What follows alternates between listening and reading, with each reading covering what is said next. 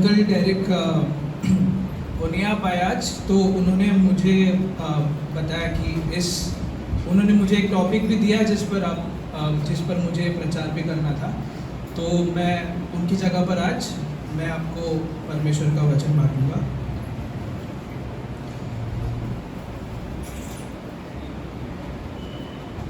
Father God, I come before you in your Son's name, Lord.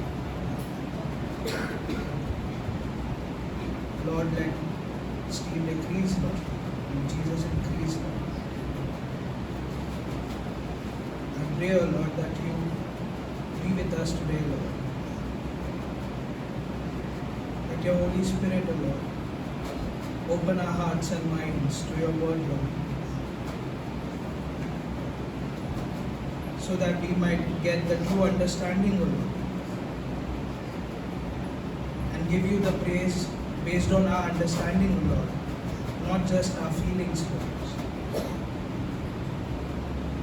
I pray this, O Lord, in Jesus' name I pray. Amen.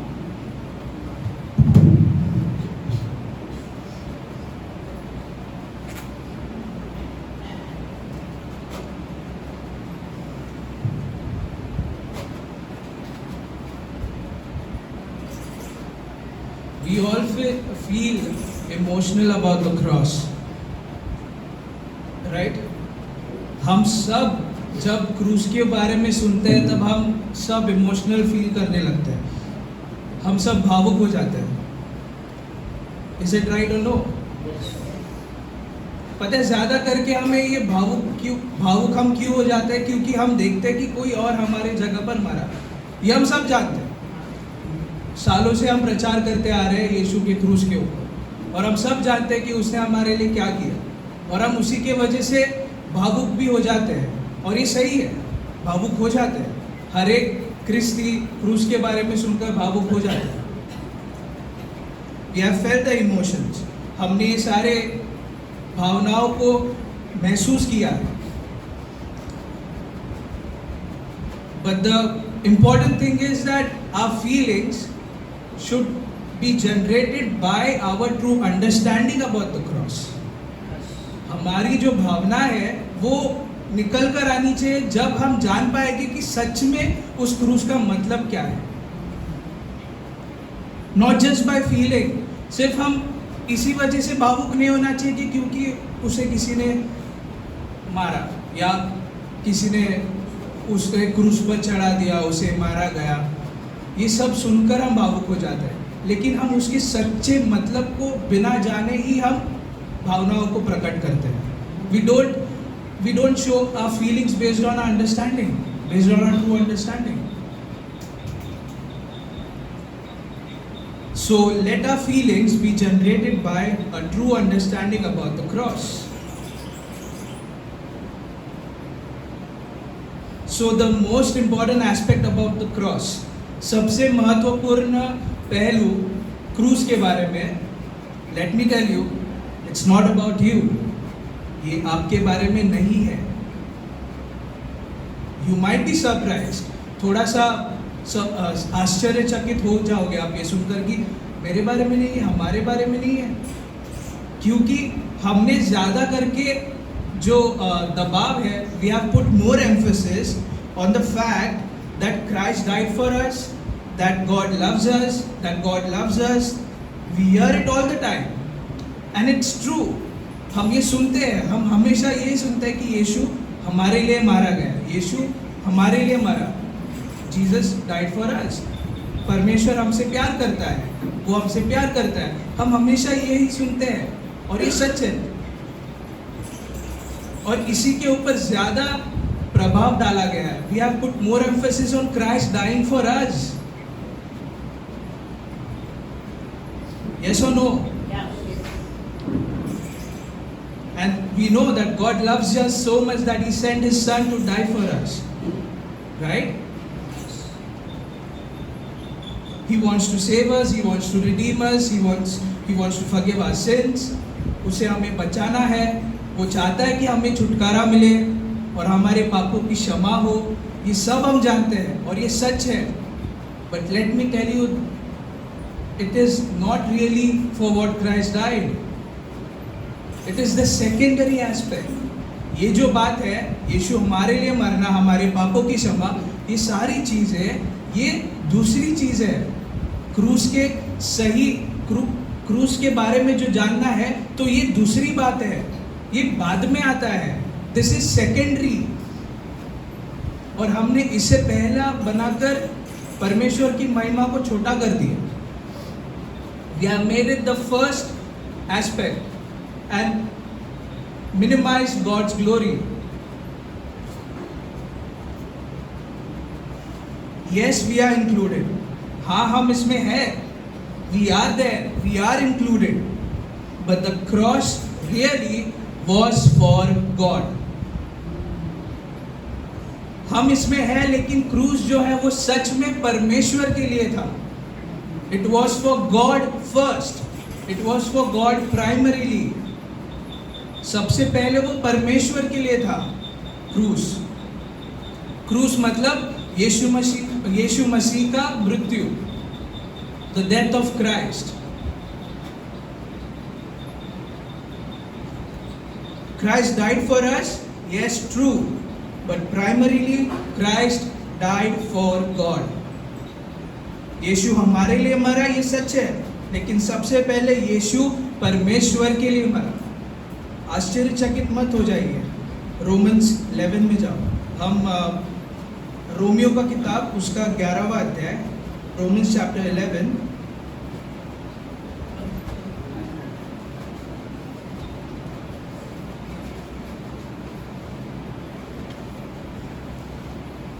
You know, we all know that Paul has written Romans. Romeo का किताब पौलुस ने लिखा है, और उसने ऐसे तरीके से लिखा है कि मैं आपको कॉन्टेक्स्ट संदर्भ बता रहा हूँ, ताकि ऐसा ना लगे कि मैं कोई वचनों को बिना संदर्भ के बता रहा हूँ। मैं आपको संदर्भ बता रहा हूँ कि रोमियो का किताब में जो पहले की 11 अध्याय है, the first 11 chapters, Paul is explaining the whole salvation. He is explaining full salvation. वो पूरा उद्धार बता रहा है वहाँ पर पहले 11 अध्यायों में। वो शुरुआत करते हैं मनुष्य के पाप के बारे में। He talks about man sinfulness, कि हम कितने गिरे हुए हैं, कितने पाप में हैं, हम कितने बड़े पापी हैं, वो उससे शुरुआत करता है। He talks about the total depravity of man. वो मनुष्य के सबसे गिरा हुआ इंसान है मनुष्य परमेश्वर के नजरों में। ये हमें बता रहा है।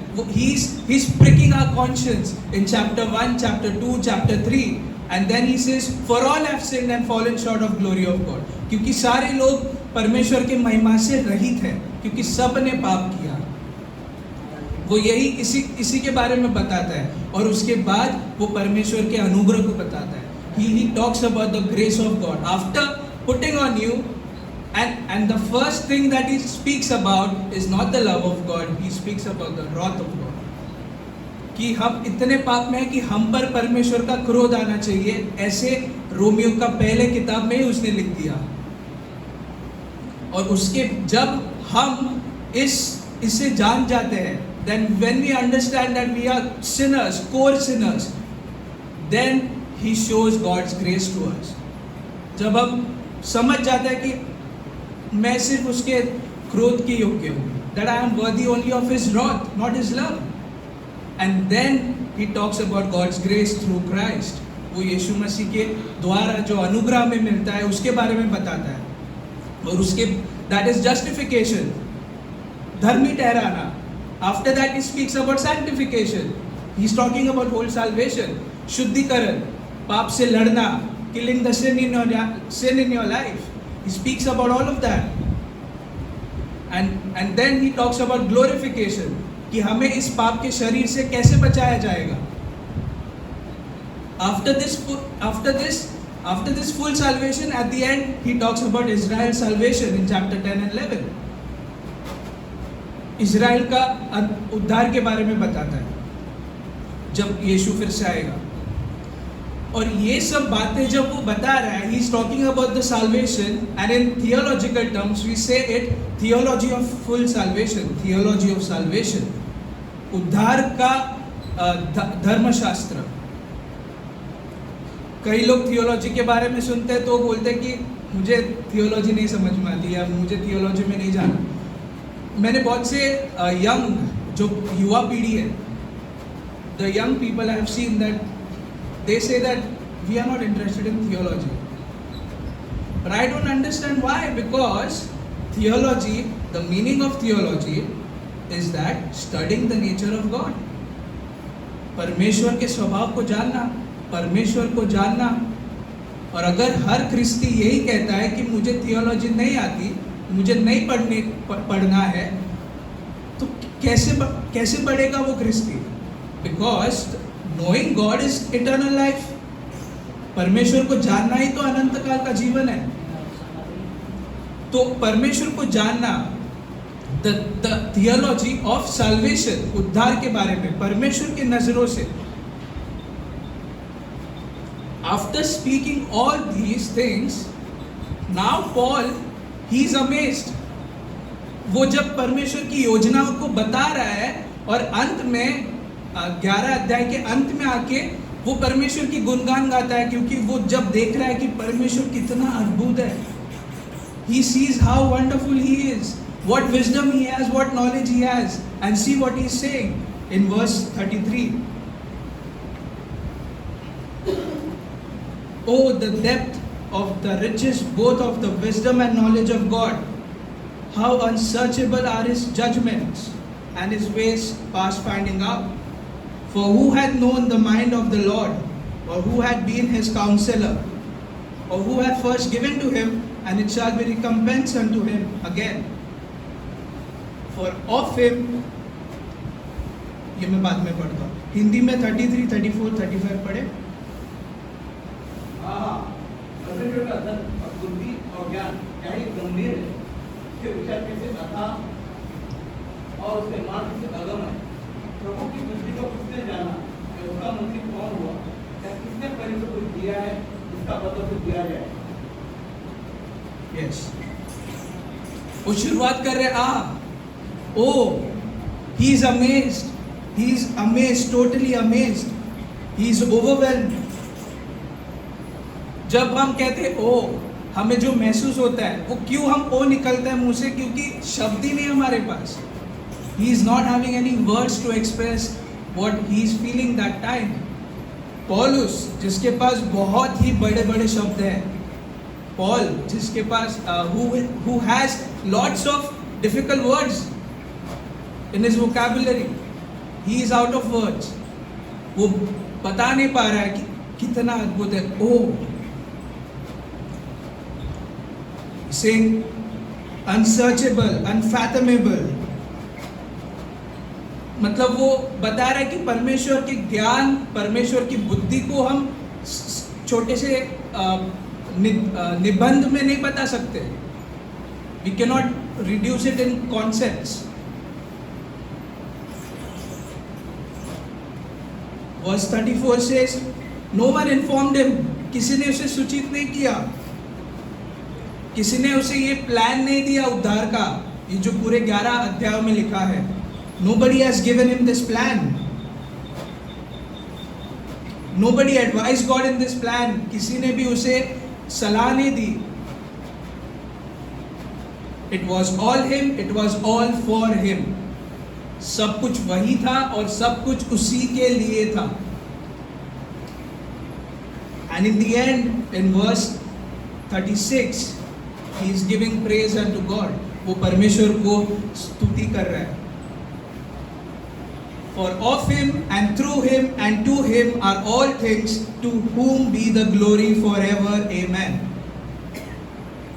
36 पढ़े। क्योंकि उसी की ओर से और उसी के द्वारा और उसी के सब कुछ है, उसकी महिमा युगानुयुग के लिए आमीन। उसी के द्वारा, उसी के लिए सब कुछ है। For him, it is for him, and that is the expression of giving praise to God. And that is the praise that it gives after discussing the whole salvation.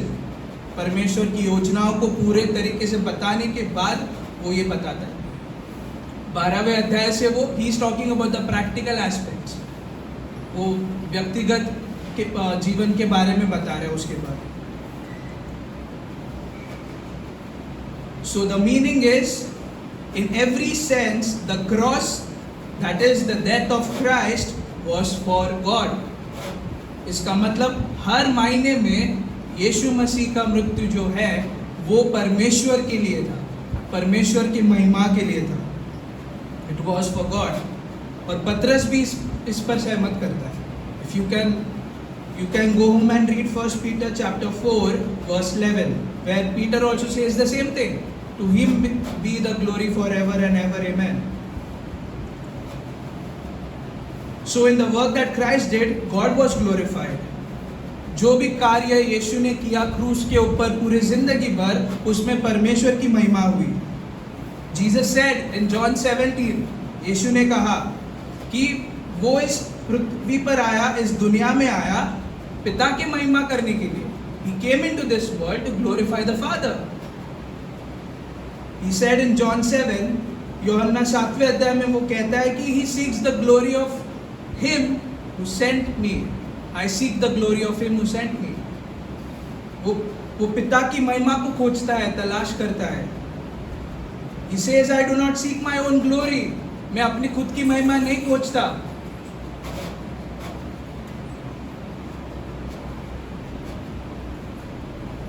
Can go to John chapter 12 verse 27-28. यूहन्ना 12वां अध्याय उसका 27 और 28 वचन.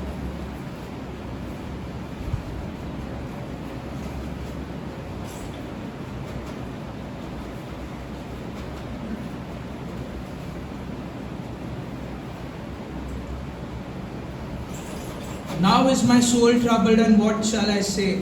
Father, save me from this hour, that is the hour of his death. But for this cause came I unto this hour. Father, glorify thy name. Then came there a voice from heaven, saying, I have both glorified it and will glorify it again. जब यीशु ये कह रहा है, he is seeking Father's glory. वो परमेश्वर की महिमा को खोज रहा है.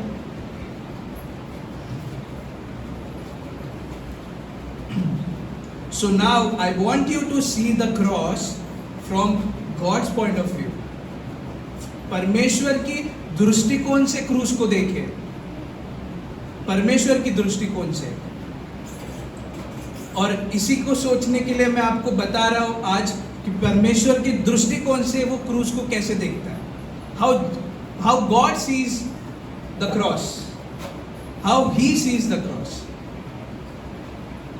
How he sees the death of Christ. वो कैसे देखता है परमेश्वर के बेटे के मौत को. The death of Christ, मसीह के मौत को. Firstly, the death of Christ was a sacrifice to God. मृत्यु, यीशु का जो मृत्यु था वो परमेश्वर के लिए एक चढ़ाव था, एक बलिदान था. For God, sacrifice for God. We know that in Old Testament all sacrifices, all offerings were made unto God. In the law of Moses, अब देखोगे पुराने नियम में, लेविटिकस में, वो सब अलग अलग चढ़ाव होते थे, बलिदान होते थे, of sin offerings and different sacrifices. It was made to whom? To God. वो परमेश्वर के लिए बलिदान किया जाता था. The sacrifices was not made to any man, किसी मनुष्य के लिए नहीं, ना ही किसी याजक के लिए, not any priest और not any prophet, कोई भी नबी के लिए नहीं, और ना ही किसी राजा के लिए कोई बलिदान चढ़ाया जाता था. And not any king. Every offering that was offered to God. जो भी चढ़ाया जाता था, जो भी बलिदान दिया जाता था, वो सब कुछ परमेश्वर के लिए होता था. And the sacrifice of the Lord Jesus Christ was no different. और यीशु मसीह का जो बलिदान था वो कुछ अलग नहीं था, वो भी यही था. It was for God. That's why he was God's lamb. He was the lamb of God as a sacrifice. वो परमेश्वर का मेमना था जो उसके लिए बलिदान किया गया. It was a sacrifice to God. Hebrews chapter 9 अब इब्रानी के अध्याय में जाए,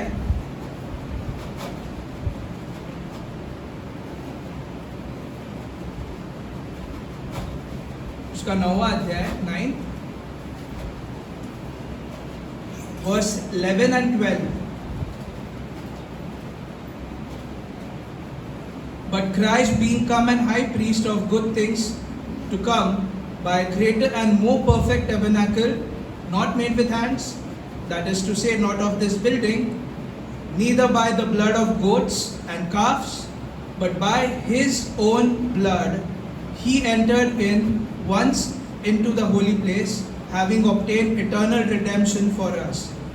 By his own blood, वो अपने खुद के लहू से, हिंदी में एक बार पढ़ सकते हैं। तो जब मसीह आने वाली अच्छी अच्छी वस्तुओं का महायुद्ध कराया, तो उसने और भी बड़े अशुद्ध तत्व से होकर, जो हाथ का बनाया हुआ नहीं, मतलब की सृष्टि का नहीं, और कपड़ों और बच्चों के लहू के द्वारा नहीं, पर अपने ही लहू के द्वारा एक ही बार पवित्र स्थान में प्रवेश किया और अनंत करार प्राप्त किया। अपने लहू के द्वारा, it was he, that means he sacrificed himself, अपने लहू के द्वारा। 26वां वचन पढ़े उसी अध्याय में। नहीं तो जगत की उत्पत्ति से लेकर उसको बार बार दुखसाना पड़ता, और अब युग के अंत में वो एक ही बार प्रकट हुआ है, ताकि अपने ही बलिदान के द्वारा आपको दूर कर दे। अपने ही बलिदान के द्वारा। For then must he often have suffered since the foundation of the world, but now once in the end of the world had he appeared to put away sin by the sacrifice of himself. इससे हमें ये पता चलता है कि वो खुद का बलिदान किया। He sacrificed himself. But to whom was this sacrifice made? किसके लिए ये बलिदान किया गया? For whom was it made? For God. Verse 14, 14वां वचन। तो मसीह का लहू इसने अपने आप को सनातन आत्मा के द्वारा परमेश्वर के सामने निर्दोष चढ़ाया, तुम्हारे वेद को मरे हुए कामों को कौन शुद्ध करेगा, ताकि तुम झूठे परमेश्वर की सेवा करो। How much more shall the blood of Christ, who through the eternal Spirit offered himself without spot to God, परमेश्वर को चढ़ाया गया। This offering was made to God. So, the firstly, God sees cross, the death of Christ, as a sacrifice to himself, as a sacrifice for God. He sees it as a sacrifice. वो क्रूस को एक बलिदान के रूप में देखता है। उसके लिए, उसके खुद के लिए वो बलिदान किया गया। And the question might come that why sacrifice? Why sacrifice to God? Why did he have to die? Because it was God who was dishonored, ना? क्योंकि वो परमेश्वर ही था जिसके निरादर किया गया। Because it was God who was disobeyed. We disobeyed God. इसीलिए क्योंकि परमेश्वर का आज्ञा का पालन नहीं हुआ, हमने नहीं किया। We did not do it. God was offended. परमेश्वर का अपमानित किया गया। Against God the rebellion came. परमेश्वर के खिलाफ ही तो विद्रोह हुआ हमारे द्वारा। We lived our own lives in sin. हम पाप में ही जीते रहे। So that is why the sacrifice has to be made unto God. इसीलिए परमेश्वर को ही बलिदान चढ़ाना पड़ेगा। It had to be to God. He died as a sacrifice. वो बलिदान हुआ because God required that. क्योंकि परमेश्वर की मांग थी। God required that sacrifice. परमेश्वर की मांग थी। दूसरी बात, the death of Christ was not only sacrifice but submission to God. यीशु मसीह का जो मृत्यु था वो सिर्फ एक बलिदान नहीं बल्कि वो उसका समर्पण था। उसके लिए वो एक समर्पण था। Submission unto God. अब इब्रानी में है तो उसी में 10वां अध्याय देखिए। You are in Hebrews, so go to chapter 10. verse 5 to 7. In Hindi? इसी कारण वो जगत नाते समय कहता है, बलिदान और भेंट मुझे न चाहिए, पर मेरे लिए देह तैयार की, खून मले और पाप मले से उत्पन्न नहीं हुआ। तब मैंने कहा, देख, मैं आ गया हूँ, कोई दिन अपने मेरे से लिखा हुआ है, ताकि ये परमेश्वर तेरी इच्छा पूरी हो। परमेश्वर तेरी इच्छा पूरी हो। Let your will be done. Wherefore when he cometh into the world, he says, sacrifice, मतलब ये यीशु कह रहा है, sacrifice and offering thou wouldest not, but a body hast thou prepared for me. In burnt offerings and sacrifices for sin thou hast had no pleasure. Then said I, lo, I come. In the volume of the book it is written of me, to do thy will. I come to do thy will. और ये आप देखोगे पुराने नियम में, this is taken from Psalms. Psalms में भी इसके बारे में लिखा गया, इट्स अ प्रोफेसी।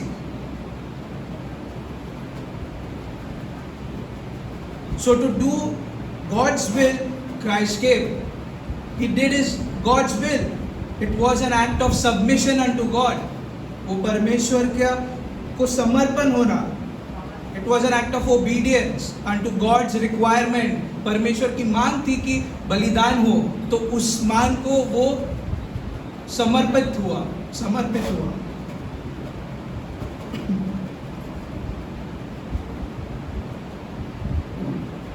यूहन्ना 10वां अध्याय, John chapter 10 verse 17।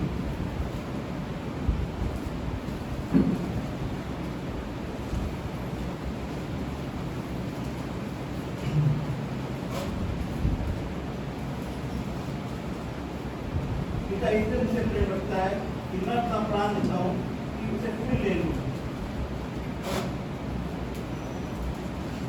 Therefore does my Father love me, because I lay down my life that I might take it again.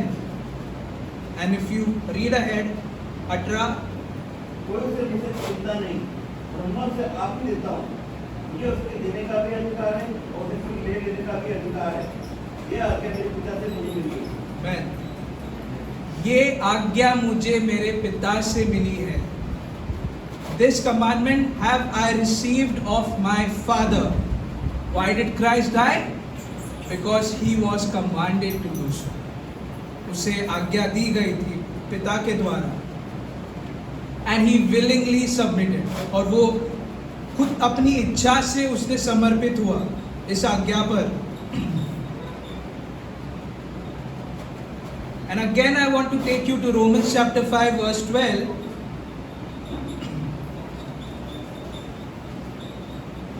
Romeo का 5वां अध्याय उसका 12वां वचन, if I am not wrong. इसलिए जैसे एक मनुष्य के द्वारा पाप जगत में आया और पाप के द्वारा मृत्यु आई और उस रीति से मृत्यु जो फैल गई, तो सबने पाप किया।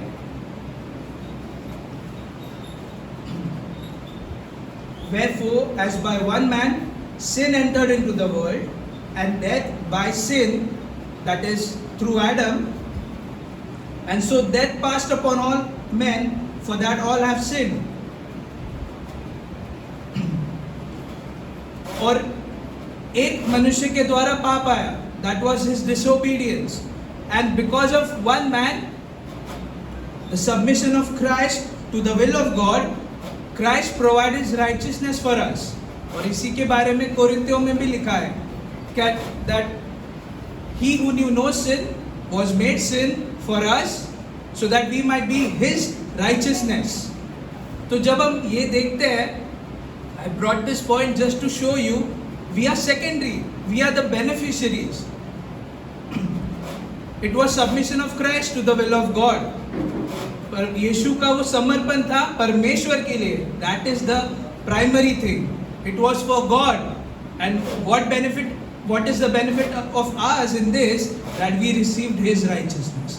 कि हमें इस समर्पण के वजह से हमें वो उसकी धार्मिकता थोपी गई. We have that imputed righteousness of Christ. In simple terms, think like this. ऐसे सोचो, जीसस लिव्ड फॉर गॉड. यीशु परमेश्वर के लिए जिया. Jesus loved for God. Jesus worked for God. Jesus preached for God. He healed for God. He did everything for God. Jesus loved for God. He loved for God. When God come, and that was His commandment. God commanded Him. The Father commanded Him. And He was willingly obedient to Father. And He loved for God. That is why when God tells the husbands to love their wives, the husband does not love the wife for the wife. एक पति जो है अपने पत्नी से प्यार इसीलिए नहीं करता पत्नी के लिए, वो पत्नी के लिए प्यार नहीं करता, वो परमेश्वर के लिए प्यार करता है. If that's why, and it says that husbands are commanded, right? That is a command given by God Himself, that love your wives. Love your wives. It's a command. And you obey that command for God. The way Jesus loved the church for God, husband, love your wives for God. You don't do it for your wife, you do it for God. We see men blaming their wives for not loving them. हम देखते हैं कि पति अपने पत्नियों को दोष देते हैं, वो अधीन नहीं है इसलिए मैं प्यार नहीं करता. पर उसके अधीन होने के लिए तुझे प्यार करने नहीं बोला है. God has not commanded you to love your wife ताकि वो तुझे अधीन हो. He has commanded you to love your wife for Him. For Him.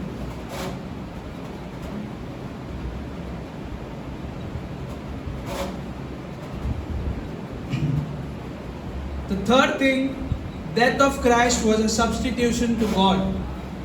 It was a sacrifice, it was a submission. And thirdly, when God sees the cross, He sees it as a substitution.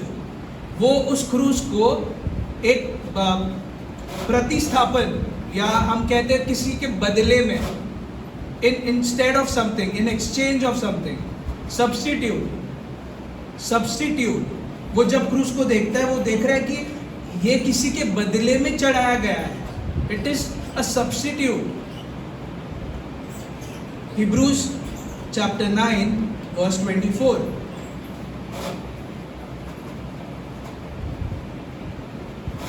इब्रानी का 9वां अध्याय उसका 24वां वचन.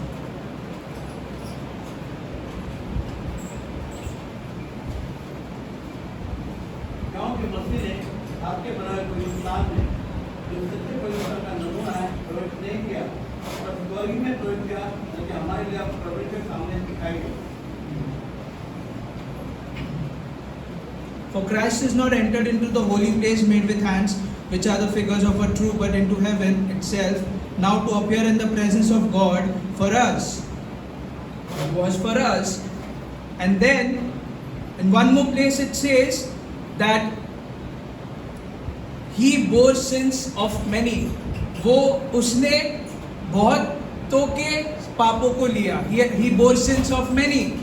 He bore sins of many. इसका मतलब ये है, he did not bore the sins of himself because he was sinless. वो निष्पाप था, तो उसने अपना खुद के लिए नहीं बलिदान दिया. He was a substitute for us. वो हमारे लिए एक प्रतिस्थापन था कि हमारे बदले में वो था. It was a substitution to God. दूसरा कोरिन्थियों 5:14 कहता है, one died for all. एक मरा सबके लिए. One died for all. Again the same verse, he who knew no sin was made sin for us. वो हमारे जगह पर मरा, हमारे जगह पर, a substitute. पतरस भी कहता है कि he died the just for the unjust. वो मरा धर्मी अधर्मियों के लिए. वो धर्मी अधर्मियों के लिए मरा. The innocent died for the guilty. निर्दोष एक दोषी के लिए मरा. वो है हम और वो निर्दोष. So it was a substitution. When God looks at the cross, He sees it as a substitution. He sees it as a substitution. वो देखता है कि ये किसी के बदले में है.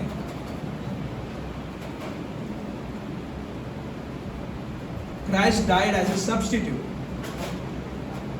God required judgment and Jesus took that judgment.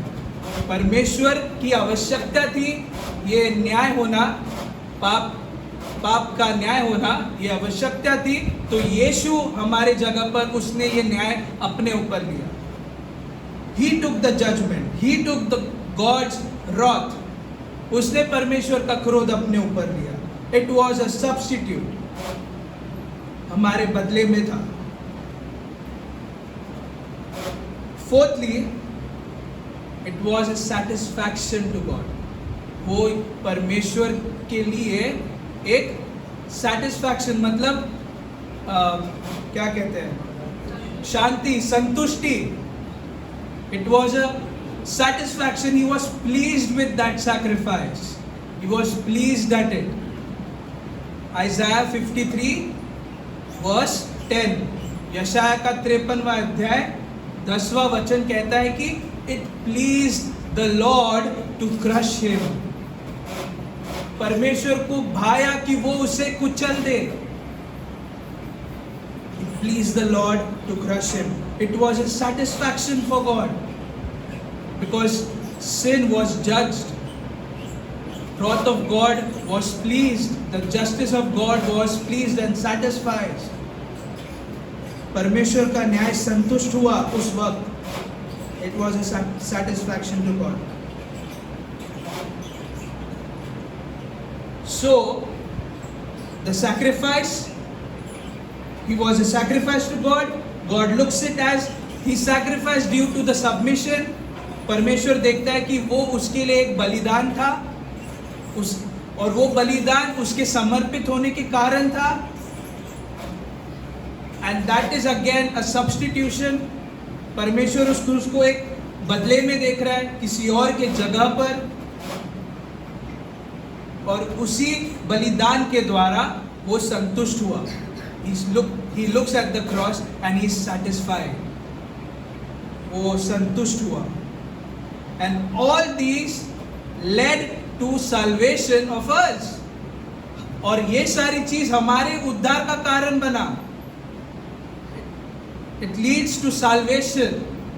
उद्धार की और ये बलिदान उद्धार की ओर लेकर जाता है.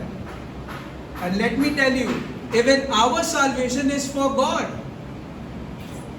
Our salvation is for God. हमारा उद्धार भी परमेश्वर के लिए है. It's for God. Why is he gathering people? वो अपने लोगों को इकट्ठा क्यों कर रहा है? Why is he saving sinners? वो पापियों का उद्धार क्यों करता है? Why is he commanding us to preach the gospel? हमें वो सुसमाचार प्रचार करने क्यों कहता है? Only one reason, for himself. उसके अपने आप के लिए, उसके खुद के लिए. For himself, for his glory, he saves sinners, so that he might gather us all, and then we might praise him and worship him forever. ताकि हम उसकी आराधना करें, उसकी स्तुति करें हमेशा हमेशा के लिए. He gathers us for himself. That is why he says he redeemed us. He redeemed us. उसने हमें छुड़ाया है, उसने हमारे लिए मूल्य चुकाया है. He has paid a price. His price. He has bought us. खरीदा है उसने हमें. He has bought us. इसलिए तो हम वो गीत गाते हैं ना, वो गीत में वो वाक्य गाते हैं, तू मेरा है मैं तेरा हूँ. I belong to him. मैं तेरा हूँ. He has redeemed us so that he might gather, ताकि वो इस मनुष्य जाति को जिसको वो बचाता है उन सब को इकट्ठा करे और वो सारे हमेशा हमेशा के लिए उसकी आराधना करें. Everything Christ did was for God, and we are only the beneficiaries of this. जो कुछ भी यीशु ने किया वो परमेश्वर के लिए किया, और हम सारे उसके बेनिफिशियरी मतलब उसका फायदा, हम सब फायदे में हैं. इसमें हमारी फायदा है. We are beneficiaries of this. Christ died for God. We are beneficiaries of this. So Father loves the Son loves the Father. Yes, the Holy Spirit is in the center of this relationship. And from this love that they have within themselves, और ये जो प्यार उनके बीच में है, पिता पुत्र पवित्र आत्मा के बीच में, इस प्यार से उत्पन्न हुआ ये उद्धार का योजना. From this love was resulted the plan of God's design for the salvation. To bring sinners out of sin. Nobody can, no one on this planet, on this universe can remove you, can bring you out of sin. आपको पाप से कोई निकाल नहीं सकता. सिर्फ परमेश्वर, सिर्फ यीशु के द्वारा ही, पवित्र आत्मा के, यीशु से पवित्र आत्मा के द्वारा आपको पाप से निकाला जा सकता है. It is the only way you can be out from sin, only through Christ, only in Christ.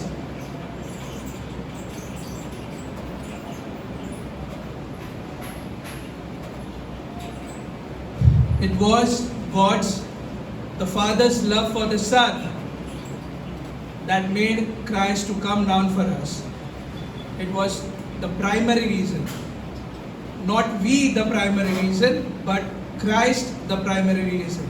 He loves His Son. Jesus died for us because God loves the Son. It was for His Son. He loves the Son first. And then we are in His Son. That's why we receive that love of Him. इसलिए हम किसी भावनाओं से, ऐसे ही किसी भावना से क्रूस को ना देखें, हम परमेश्वर की रूप से इस क्रूस को देखें. What it meant to God. ये क्रूस परमेश्वर के लिए क्या था? What was it? The death of Christ to God. It was a sacrifice, it was a submission, it was a substitution, and then it was a satisfaction.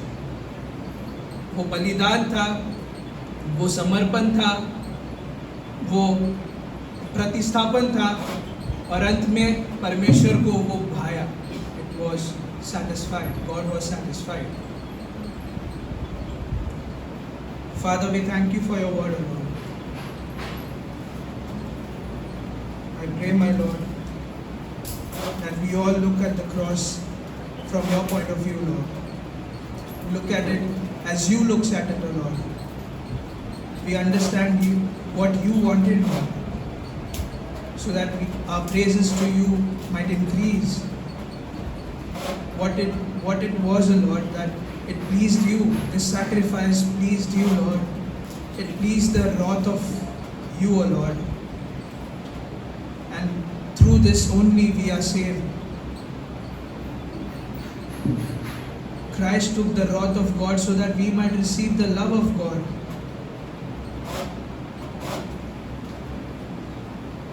Help us, O Lord, to believe this, Lord. Touch our hearts, Lord. And now when we are before your table, Lord, help us to look, you told us to remember, and help us to look at the cross in your point of view, Lord, to give you the praise forever and ever, to worship you. In Jesus' name I pray.